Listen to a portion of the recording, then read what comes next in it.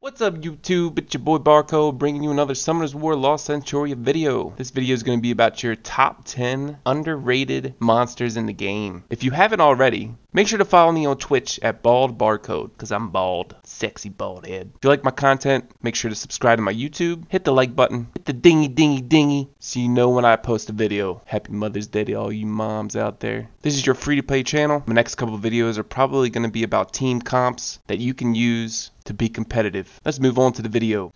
Number 10 on my list is Ragdoll. Ragdoll gets a lot of hate.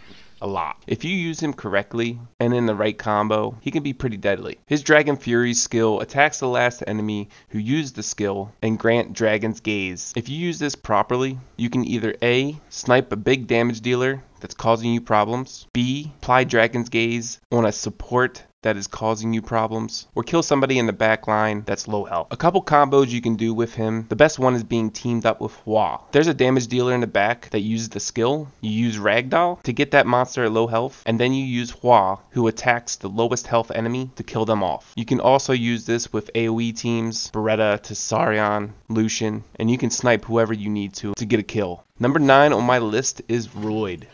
Roid doesn't do much damage. He attacks the forefront enemy and applies defense down 2. His damage increases the more HP you have on him. What makes him really good is that it's only a 2 mana cost. So if you use him in a speed team and you apply that defense down and then combo him with a Seek or a Flynn or even Jean or a Fire Anubis, with that defense down, those monsters can do a lot of damage. The main thing that makes him shine, if you get the skill stone of Knighthood, which decreases the damage that allies in Roid's line receives by 10%, and you combo him with Camilla's passive, it actually can be really beneficial to your back line or even your front line. But I would put Camilla and Roid in my back line with my 2 nukers. Number 7 on my list, Konkun.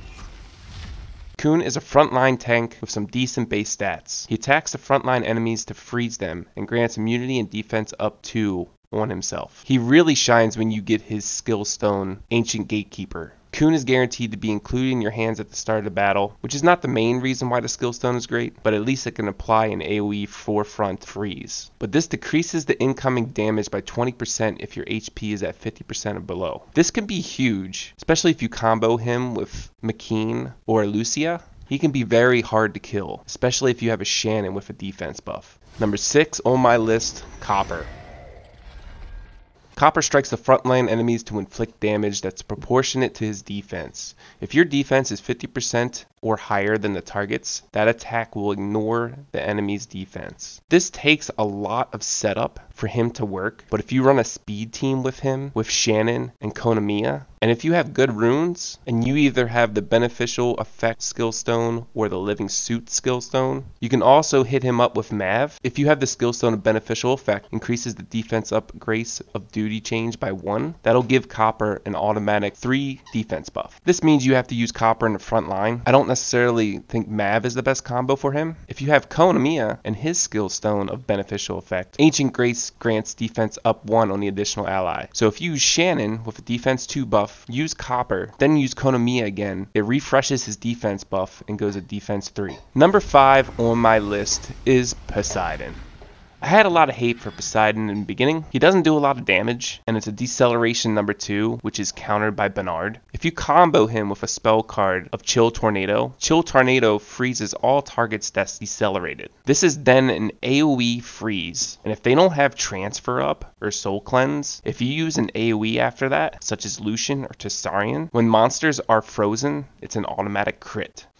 Number 4 on my list, Rakuni. Rakuni attacks the forefront enemy to inflict damage and grants mana cost down 1 on the ally with the highest mana cost among the cards in your hand. Rakuni shines in a speed team, especially if you use high AoE cards like Tessarion, Lucian, Perna, so it lowers their mana cost by 1. However, that's not the main reason why he shines. Rakuni can do big damage, and his skill is super quick as Jean, maybe even quicker. Even his common skill stone makes him hit really hard. If you have his hero skill stone, it recovers HP of 2 allies with the worst HP condition whenever the card gets in your hands. Don't hate on Rakuni, plus he's so cute. Number 3 on my list is the little pixie Shannon.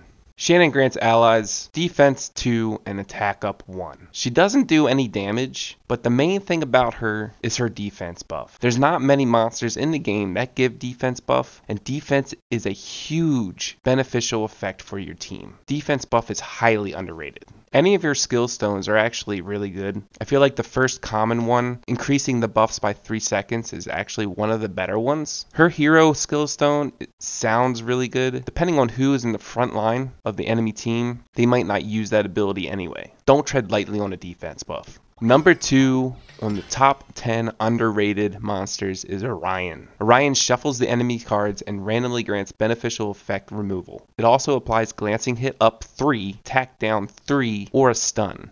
It says or, however, for the amount of times that he actually hits, you usually apply all 3 debuffs. You want to put him in the 7th or 8th spot in your team. You don't necessarily need to use him very often in the beginning of the match or even the mid game of the match, but there's a couple different ways you can play with him. Number 1, if the enemy team is being patient and not using skill cards, it's probably because they A, have a high mana cost card in their hand that they want to use and they're waiting for you to use a skill. For example, Perna, high mana cost at 6. They want to make sure that you don't apply immunity before he throws Perna's skill out. If they're holding mana and not using a card, you want to use Orion to shuffle their cards. It messes their whole game plan up. The other way to use him, if it's like a 2 vs 2 or a 2 vs 3, Orion shines. I've seen Orion kill 1 vs 3 before. He hits like 4 or 5 times. I can't remember exactly how many times he hits, but just having glancing hit, tack down, or stun at level 3s, I've seen him solo many monsters, including those most common backline monsters like Jean, Fire Anubis, and Lapis. The number 1 most underrated monster in this game is Camilla, by far. I don't even really need to read her skill, because you don't even need to use her skill. But I will read it for one reason. Inflicts damage on all enemies and allies and grants crit rate up. The damage increases according to your max HP. The main thing about Camilla, which a lot of people don't understand, is her passive. When the allies in the line get attacked with a critical hit, the damage is reduced by 20% and the HP is recovered by 10%, which is technically 30%, but you mathematicians probably know better than mine. It's probably like 27.555555555555. The main reason Camilla shines is if you put her in the 5th spot to protect your back line. In a normal team where your backline would die from AoE, Camilla saves all of them. She's also a very good last resort before your backline gets killed, even if you put her in the 4th spot to protect your whole front line before they get to the backline. The water element is extremely useful because of the fire meta, Tessarian, Kali, Fire Anubis. So there's been many times when I have her in the 5th spot that they can't kill her, especially if I have Jean or Fire Anubis behind her. The first beneficial effect of increasing your HP by 15% just makes her even more tanky and gives her a little bit more damage on her skill, which I'll talk about in a second. But her legendary skill stone grants mana cost down 1 on all allies whenever an ally gets defeated, makes her even better, especially when I don't even use her skill 9 times out of 10 in the whole match. I want to talk about her skill right now because a lot of people hate on it. It does damage your own team.